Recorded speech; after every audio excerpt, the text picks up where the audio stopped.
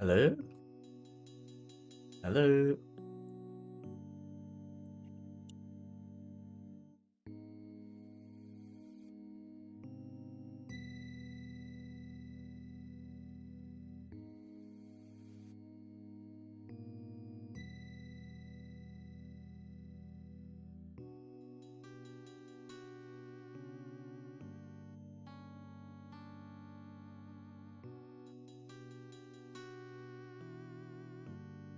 Third time surely. Yes.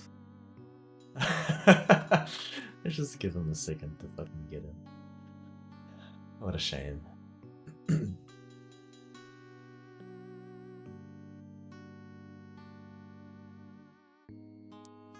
I sub to you? Pretty sure I'm sub to you. Striker. Oh, no, I'm not. Now I am.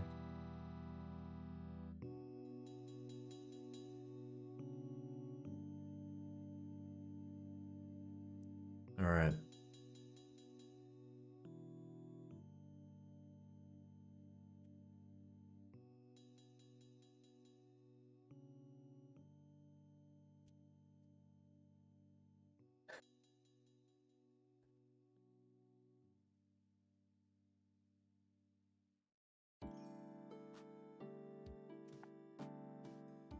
I don't even know how to get a... Oh, here. Here's a link. Da-da. Post.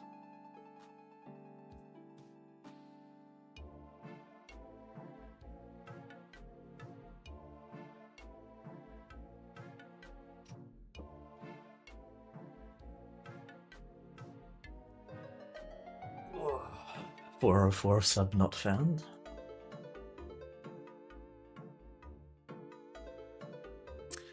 Fuck, when do I start talking again?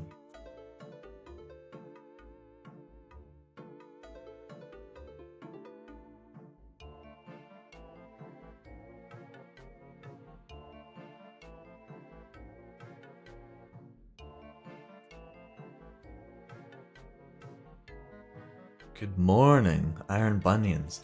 You missed the last hour before our blue screen. But we're back. You can watch the rest of it in the recording.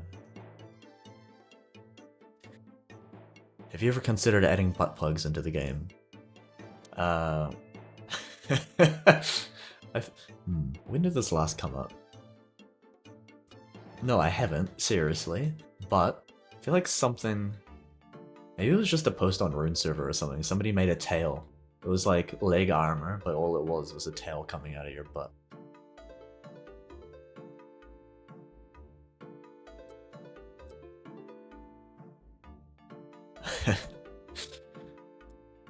Alright, what the fuck is this song? Isle of Everything. Oh, okay, here we go. Here's an absolute banger.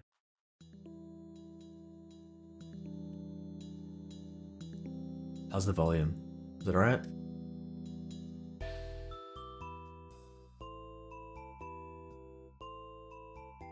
Can you add cat ears? I think there's already cat ears. Surely. It's underneath me. Just my boots. Alright, so where the fuck was I? Ammo slot, right. Passive buffs, equipment slot, or in the inventory. Yes, I would love to. But this would be a thing. Thing is, the more you develop the game, the harder it is to add new content like this. Because every multiplier you add to something, every little buff you give, affects everything else. And it's something that Gummy and I suffered through yesterday quite a lot. It was trying to trying to figure out the whole August damage formula and what would be an appropriate prestige perk number to add in. Like, what damage multiplier could you add onto something that would make something viable that doesn't completely destroy everything? Very traumatic experience. So, when it comes to interesting buffs that come from items, I think the niche that these would have to fill are things that are not permanently on your character. So okay, no, that is a restriction that would need to be in place to stop things. It would, having a restriction like that would mean that we have a lot more flexibility in the buffs that we can provide because they are time bound. Just like how the Well of Goodwill adds some crazy buffs sometimes, and it's because it's time bound to 3 hours, and it has a big currency sink every time. So yeah, kind of like auras, something like that. It would be cool, you know, some lifesteal, some fucking, I don't know, more poison on hit. I don't know. I'd like to take inspiration from Osiris Leagues, as well as Deadman mode, as well as like, you know, Diablo legendary affixes. You know, that could be cool. There's like so many possibilities. But yeah, you know, we'll figure it out. It's not that's a post Group Iron Man thing, I believe. Lime Whip obtainable when? Will it be a new and improved Lime Whip or kept as the known OG?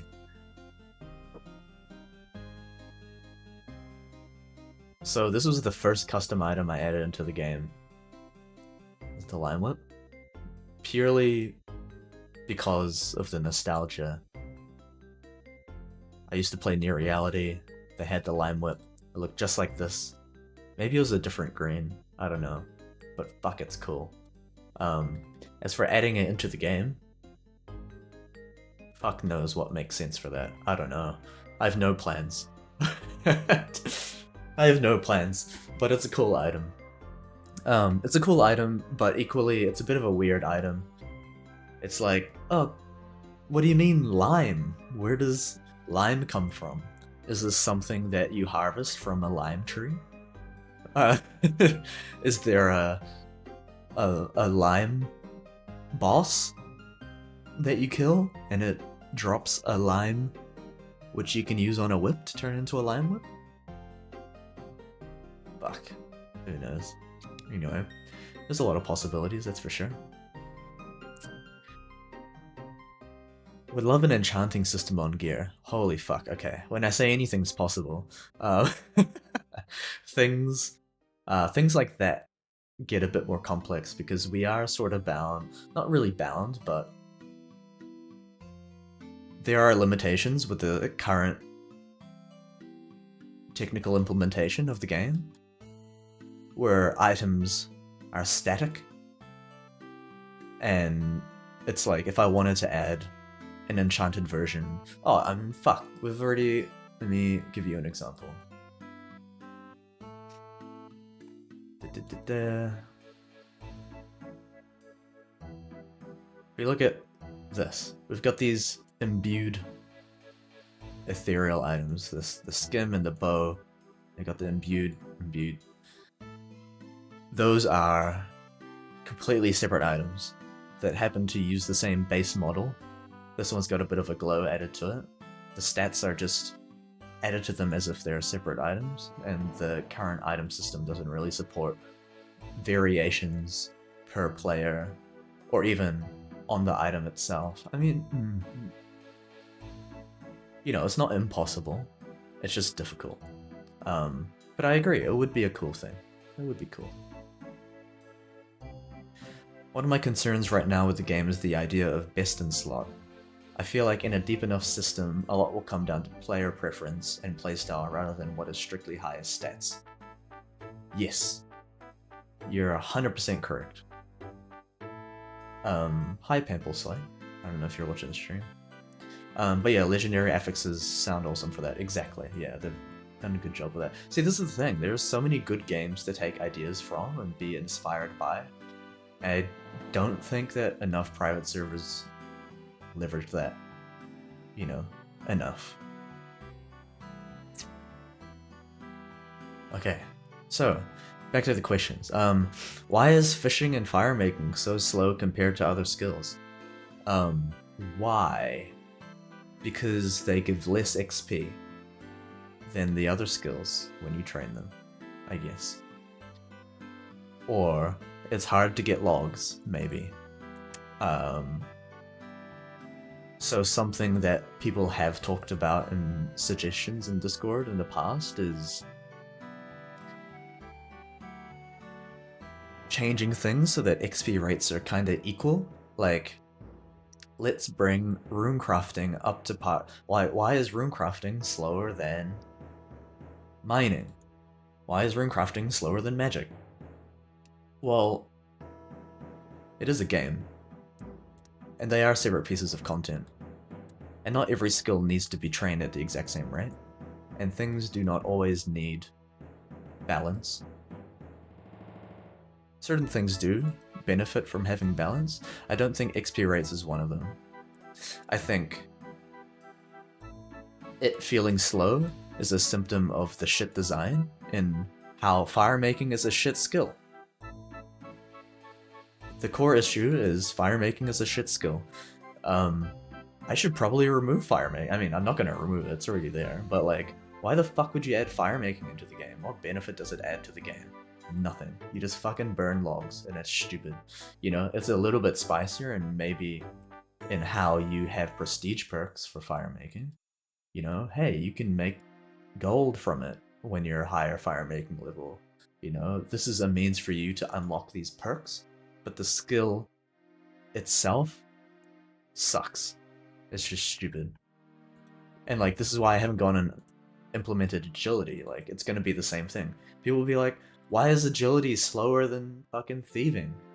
Like, yeah, well, agility, the skill just sucks. If I'm gonna add agility, I'm gonna add it in a way that is meaningful to the game in itself, and the XP rate for that will be, you know, appropriate, you know, whatever feels right, given the implementation of the skill, which we don't know right now.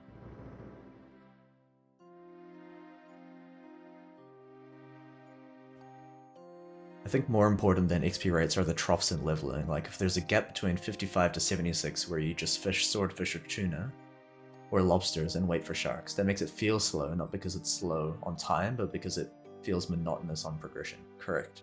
Yes. So more content for the skills, I think, is what is important. And then, if something is actually just too slow to level up, it feels shit to train it, even if the content is engaging, but the XP rate is the thing that's holding people back from enjoying it, then yeah, we can change it. But the question, why is fishing and fire making so slow to compare to other skills? I don't know. It's the way that it is, and I'm open to changing it for good reasons that address core issues, but it just sounds like a symptom to me. Do you have any info to share about your plans about higher tier donator zones, if you have any? Okay. Well. It's a hard one. It's a hard one. Because what I'm trying to do with donator zones, like, I think that this sucks right here. Ooh! Rats? On the Oxy Defender. I think that this sucks. That people feel the need to sit their extra accounts here. This doesn't suck. Okay, I'm glad it doesn't suck for you.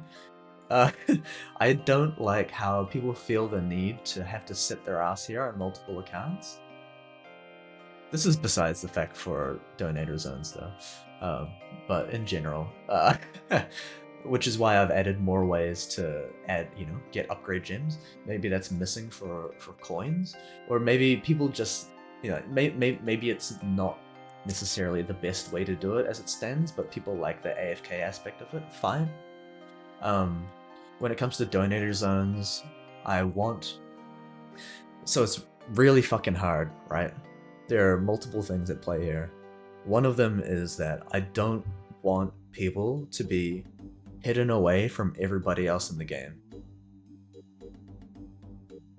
That's one thing. This is why donator zones are not on a fucking island or in a cave somewhere, but, you know, we have the very accessible $10 zone. Sweet, okay, you're hidden from the lower level, fine, but I think most people do end up here by, you know, in-game, you know, skill points. So it's really fucking hard. Like, I don't want people to be hidden away from everybody else in the game. in-game currency buying a bond or paying the $10 or whatever. And so I put the diamond zone here. You are hidden from them, because I think it's important that we don't have people invisible from others in the game, generally speaking. You know, just like how it's important that an armor set, you can tell how strong somebody is by looking at them. I think it's equally important that you see people in the game, just at the core, right? And so, and so, what I want to do with future donator zones, right? So, one thing that needs to be done, right, is there needs to be a reason.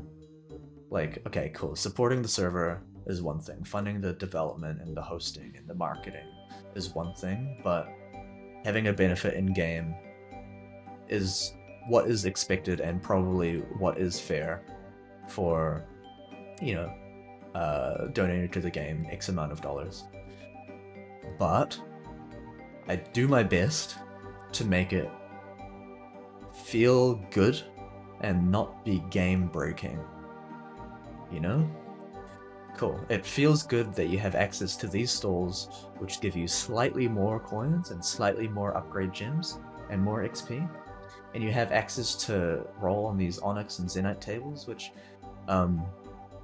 you know, people don't generally do because there are other methods to get it, but it's an option for you if you want to AFK. And that is a thing that you get in the Diamond Zone. Sweet. You get access to a not depleting magic tree and yew tree, cool, which is the upgraded tier to the not depleting emerald zone trees, which are, you know, your normal tree, teak, willow, maple. Cool. You gain extra patches if you want to do a lot of farming. They are convenient if you choose to use them, but they are not game breaking. You're not gonna... Oh, fuck. I mean, I guess, hey, if you're rushing for rank 1 farming when Group Iron Man comes out, if we got high scores or something, then sure. Yeah, you have access to more patches. And, you know, there will be some fucking angry Redditor that says, oh, fucking pay to win, pay to win. But, like, it's not a big deal.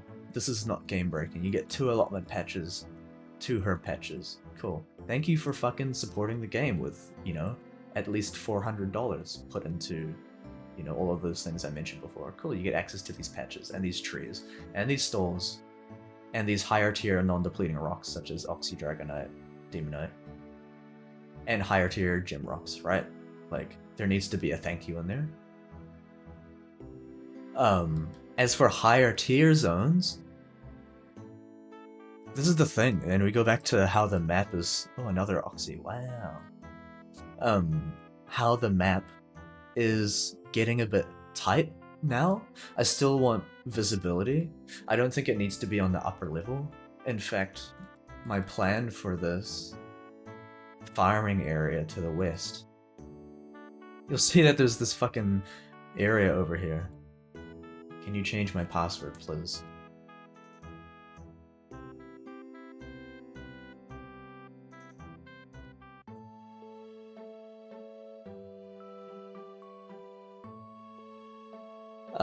There's this area to the west over here, and the idea was like, hey, this is where I'm gonna add more patches for the donators, and maybe add tree patches that everyone can access.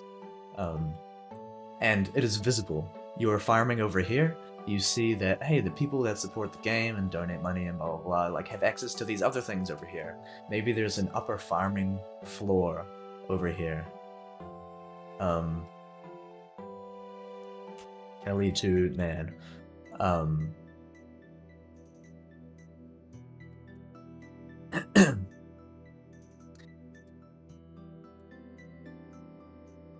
As for what is in there, I don't know. It's really fucking hard to know what sort of things you can continue to add on to these benefits that doesn't step over the line for too much or not rewarding enough, you know?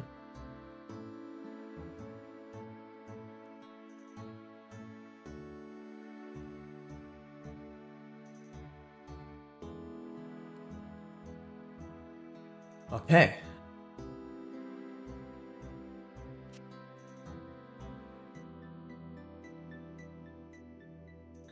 Yeah, and cosmetic benefits are another thing as well. But the thing is, like, okay,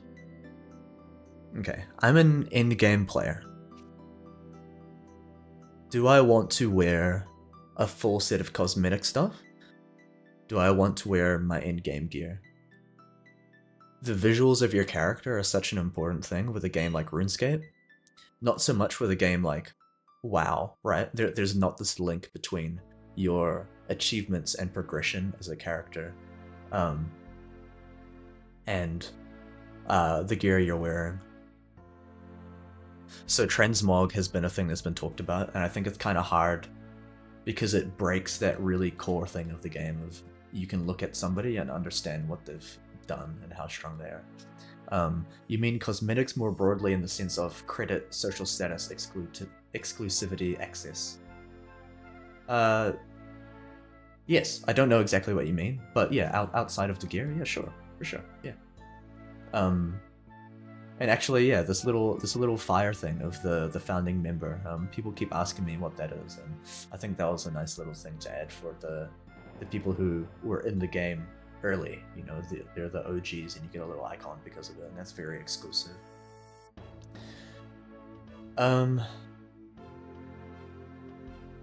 Okay, so where are we at? I remember you mentioned an update to the voting store. Is this still the plan? Yes.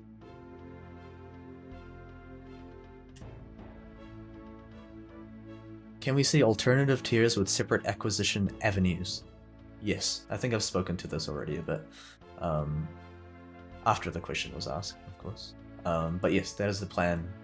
The linear design of the current like fucking Slayer progressions is a bit shit with, you know, oh look, Ruby, Diamond, Dragonstone. Cool. Not that cool. RuneLite, please. I can help you develop it with my development skills and friends who work on RuneLite. Open a ticket and talk to me about that.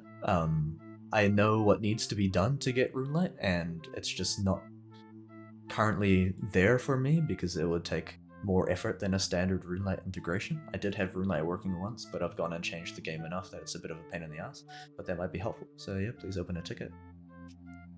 What was that weird thing you were standing on the most recent sneak peek? Well, it wouldn't be much of a sneak peek if I told you exactly what it was. No, I can tell you that. I actually already said it in the first part of the stream before I blue screened. An expansion to the ways you can get Well of Sacrifice points. From skilling, you can get fossils. From PVMing, you can get ancient artifacts. That's what I was standing on. What is the one bit of content you have planned for the near or distant future that you're most excited by?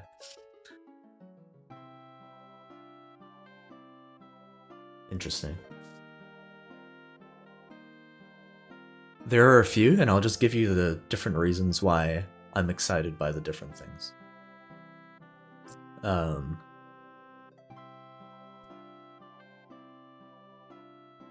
Finishing the raid, I think, is incredibly important, and I'm excited to I'm excited to have that be a well-rounded platform for people to be able to, you know, one, make content on, and two, enjoy, you know, the fruits of their labor more. Another Oxy Defender, fuck. You know, there are a lot of people who have grinded up to the higher level gear, and I think the raid is one thing that is missing for people to be able to feel like all of their work has been paying off and they can continue to progress more than just getting the fucking Zuck pit. So I am incredibly excited to release this third part of the raid, which I am very, very happy with how it's going so far. It's probably the best one yet, if I say so myself. Another thing I'm incredibly excited for is obviously Group Iron Man. You know, me as a player, I fucking love the idea of it, right? I played an Iron Man a lot myself. I think that Group Iron Man, along with expanding the co-op opportunities in the game, will be really good. One, because it will be a lot more fun for everyone. It adds to the platform for which people can continue to play the game in different ways and make content as well. And you know, I think it's nice whenever there's a nice big fresh start where everyone's grinding the same shit. You fucking see everyone running around in full rune, you know, rune skin. Somebody's got a dragon chain. They look like a fucking boss. You know, I love that shit. I fucking love it.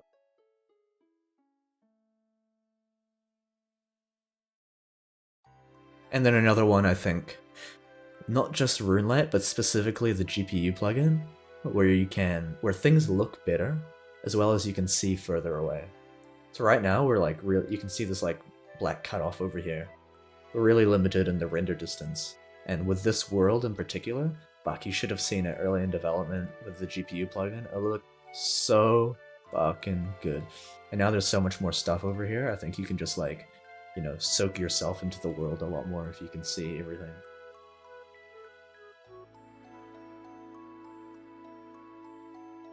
So yeah, GPU plugin, Group Iron Man, raids.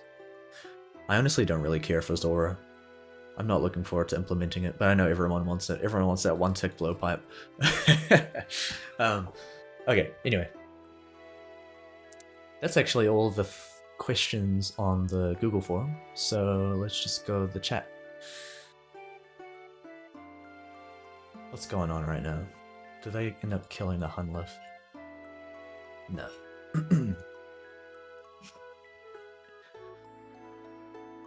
So yeah. Anybody have any more questions?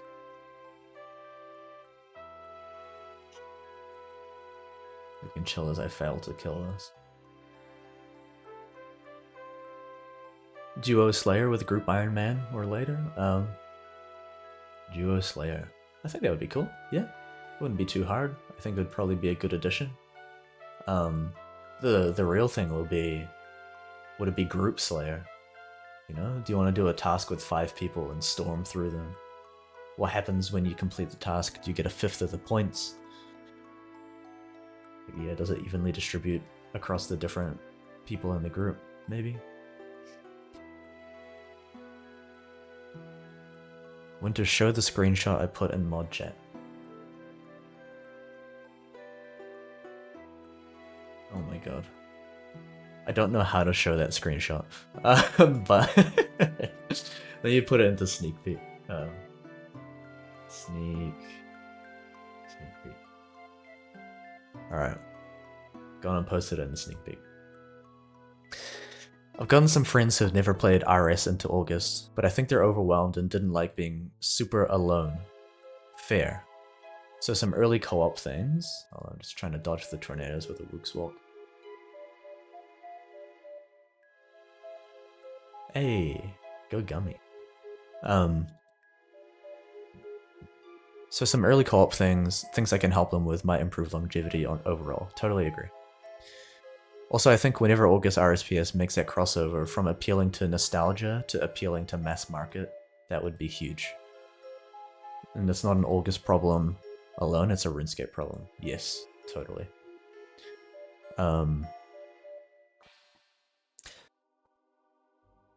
Yeah, I think more co-op things would be really good. It would be a good thing to focus on.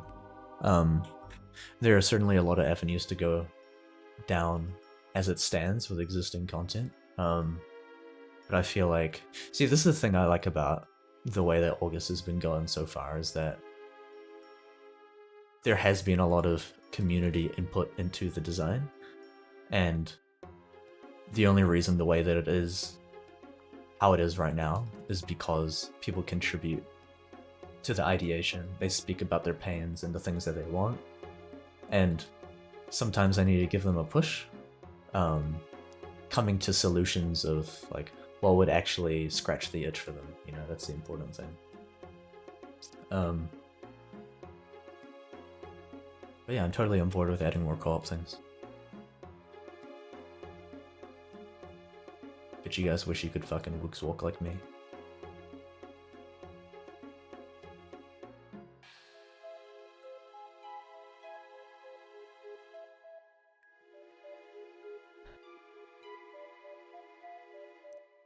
What are the top 3 biggest pain points you think August has right now for users? Top 3 pain points.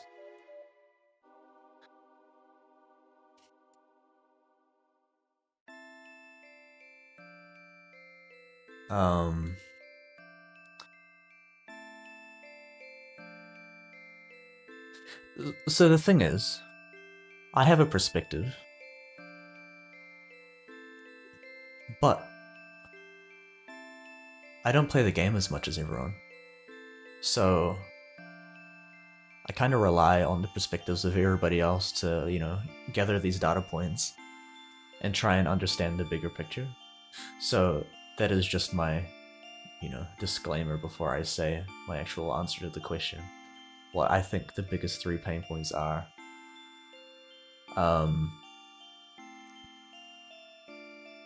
I think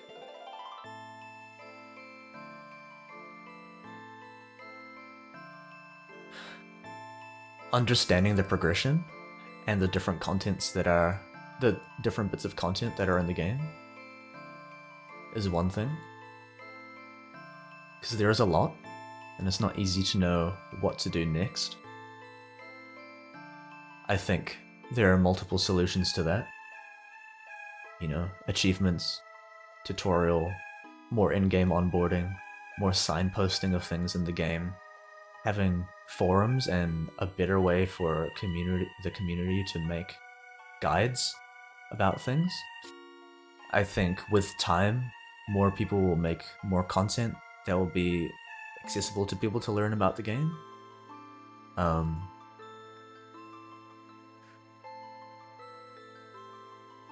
That is a big pain point. Another big pain point is being forced to engage in monotonous gameplay. As in, the feeling that people have to craft hundreds of infinity boots, or just this year face guards. The feeling that people have to sit 2 alts at the upgrade gem stall the whole time. The feeling that people have that they need to get every piece of gem gear and upgrade it to the final tier, instead of engaging with the bossing content. And I think all of these things are intertwined, right? Like, people might not be doing bossing now because 1, it's too hard. 2, they want to do it with friends, and so they don't engage in that content solo because of the difficulty, perhaps.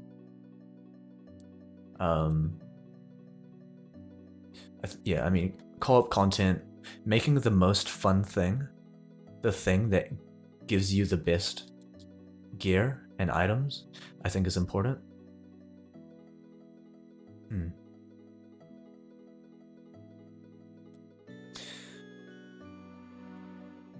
Biggest pain point. I think a pain point of the server is there is a very clear bottleneck of development that can happen, which is myself.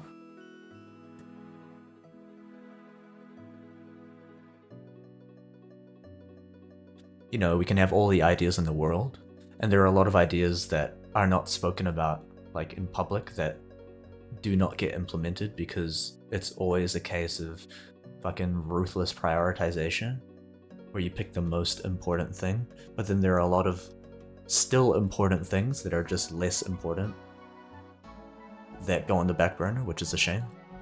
So that's a pain point. You know, there are a lot of things that come through as quality of life that could have or should have come earlier, you know, and there are more things that still need to come that do not because of the Winter or rat ass, because of the bottleneck. So guys, sorry, I was listening to Winter and this whole bottlenecking idea, or trying to understand it. Sorry. To be clear, what I mean is, there are a huge amount there's a huge amount of ideas that could be implemented. There are a lot of good ideas that arguably should be in the game, whether it's quality of life, new content, expansions to existing things, fucking tree patches, for example, right? But all of these ideas cannot flow into being into the game because there is a limitation of how much content I can develop of high quality per fucking hour, per day or week or whatever. So because only so much can be developed per unit of time, only so much of the ideas that exist in the game can come through. That's what I mean by bottlenecking.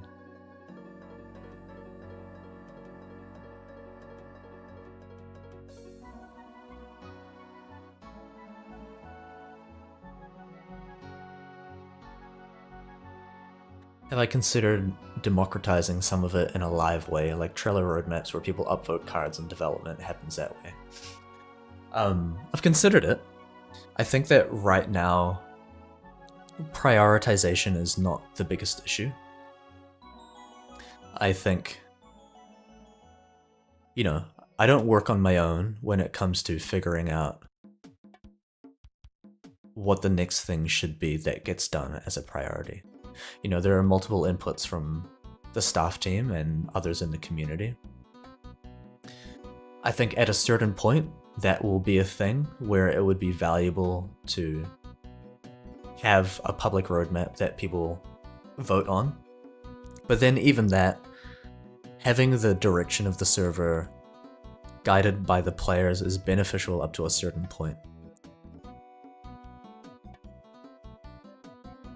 And sometimes what players want is a solution to a symptom, and it's my job to identify those times where actually the direction should go a different way, and maybe discuss that with people, what that direction would be. That is an alternative that would make people feel like the problem is solved, but also happens to contribute to the longer term plan of the game. I hope that makes sense. That was very long-winded. Can I explain the role content council member in Discord? This is the first time I've been asked that. That's funny. Yeah, so it's by no means meant to be a secret. And this kind of is very relevant to that point. We have public suggestions and discussions sections in Discord. A problem that has come from that is conversations taking a turn into pointless, stupid shit that's just a waste of everyone's time, where emotions run high and things get heated, and it's not actually productive for anyone. In fact, it's counterproductive. And so, what I wanted was to bring in people who I trust, who know the game and take part in different parts of the game, and have diverse experiences with the game, and have shown that they are able to contribute to discussions in a meaningful way, in a way that is productive, and come to solutions that are good for the game as a whole. The public suggestions and discussions are very much where things should be discussed as a priority. But when things, for whatever reason, would be counterproductive to discuss out in the public, we have the Content Council, which discusses things in more of a private setting. So that's what the role is. And the list of people will grow and shrink. It's just it's a way to have more focused discussion. And in the public, I think it's fair to say that it's not easy to discuss everything in the public. As much as that would be amazing, it just doesn't work.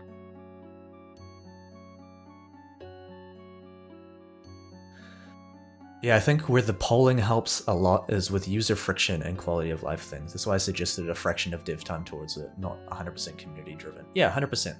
And where there are things like that, it's where there are things where a poll would be helpful, as in where where the answers can be summed up in a bunch of different options, a poll is great. More often than not, things are much more nuanced and require more than a yes no or a 1 2 3 4 or 5 selection,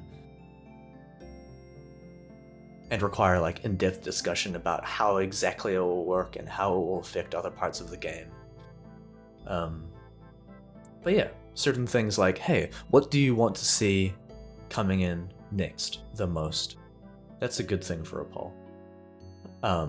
But something that's not good for a poll, for example, is how should the third raid boss work? You know? And that's where, I'll go to the discussions area or the content council, or talk with the staff team about it. What was the inspiration for the 3-class system? Feels kinda like WoW or other MMOs, except no healer, but still feels very good playing with friends and fulfilling different roles when we can. Yeah, I think with gaming, like, a big part of it that you don't speak about or hear about is like, okay, so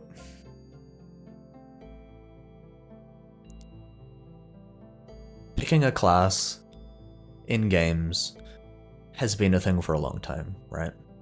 You have your own identity for yourself, and when you play a game, you having the ability to pick something that is good for you, customize your character for you in the way that it looks, in the name, in the way, in the armor that you wear, the equipment that you use, the way you play the game is important as well.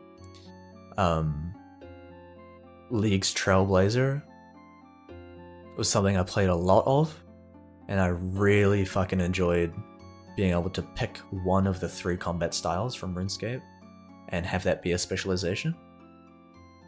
So it kind of just became part of the core game because I wanted to see that be a thing, but be a bit more flexible in that you can change between them as you'd like. Because I think, so part of the dream was that we have groups of people. Let's imagine all of the combat specs are balanced, and boss fights are well balanced for this as well, and how you benefit from having multiple different, like you benefit from having a major and a ranger and a meleeer in the boss fight. You imagine the fighter's a tank, it wears a shield, it's got high defense prestige. Your ranger's sitting there fucking blitzing people with the highest damage output as possible. And your mages provide utility, maybe they freeze things so that, certain ads are out of the game. This is like standard game shit, right? So that's kind of where it came from. I enjoyed Trailblazer.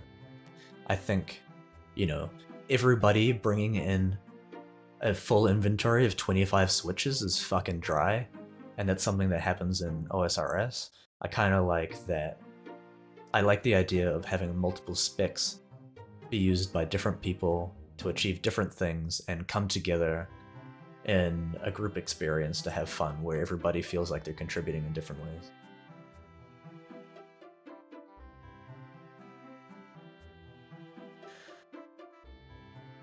Ah. Okay.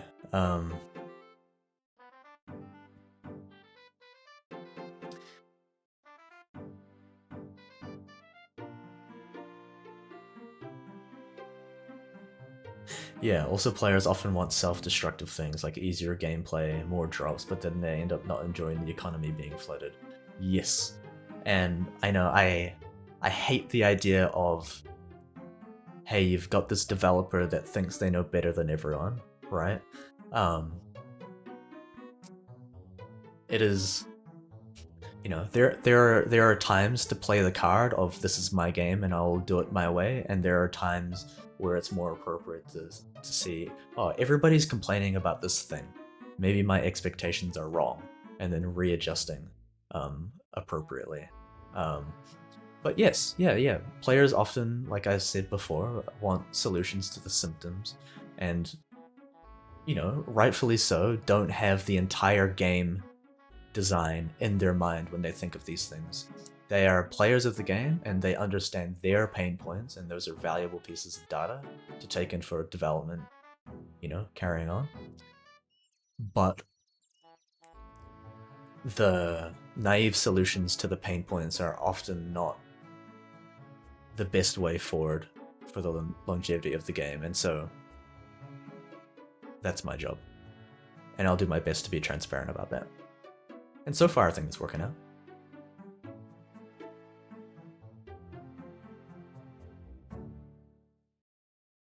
I don't know if you ever answered the question. I had to go after I asked it. Will raids be points based? Makes 0 sense for someone P10 to get the same chance as someone P2 damage wise. Well, P10, you're going to be doing more damage than somebody who's P2.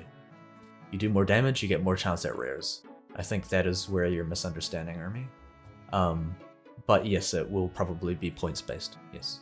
Right now it's points based, where the points are the damage you do, but it will be more involved moving forward. That's the idea. Oh, fuck me. I should read ahead. You already answered. I think the classes system will become more established as future group content is implemented. I'm excited to see it grow that way. Yeah, exactly. I think the fact that a lot of things are solo does mean that you would stray away from like the class fantasy that you want to put yourself into, because, oh, melee is the most efficient. Cool. But like, you want it to be a ranger or a major, but melee is the best.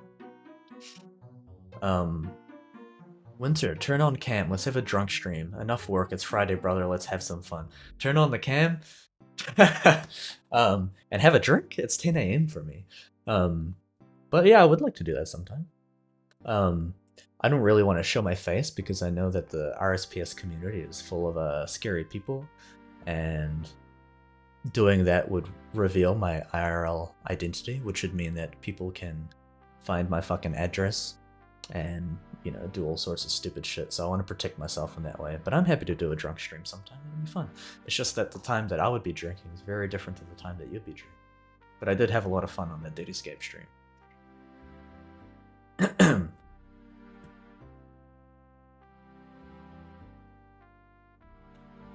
And it's good that you take a let's investigate, diagnose, and fix root cause. That's a good service to offer players, to take their intuition and dig into it to figure out the rational problem and solution. Yeah, and this is where, like I said before, you know, the design of the game is very much influenced by like my professional experience, where we take a much more structured approach. You know, it's the exact same thing. I make mobile apps. We have users who have issues with the app, and talk about the issues that they have, but don't necessarily know the right way to solve it. And they will suggest ways to solve it that is not necessarily the best thing for the application when it comes to, you know, the way that you provide information and provide interactions for users to deal with their data or whatever the app happens to do. So it's the job of the developers and the designers to understand the user experience and then take the input into account when designing new things.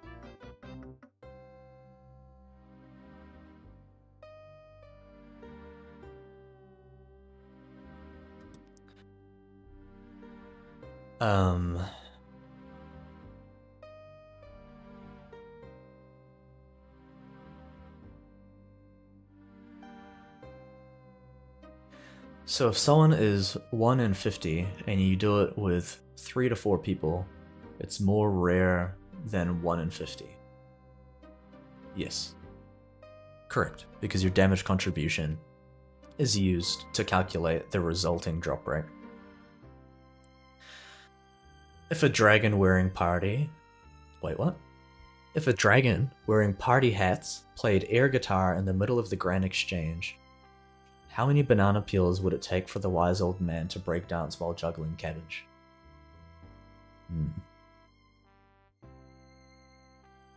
I need to think about that one.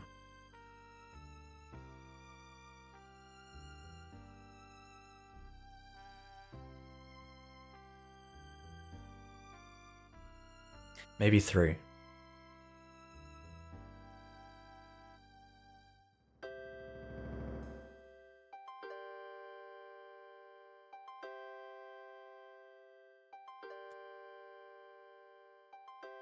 Alright, well, it's been 2 hours and 6 minutes.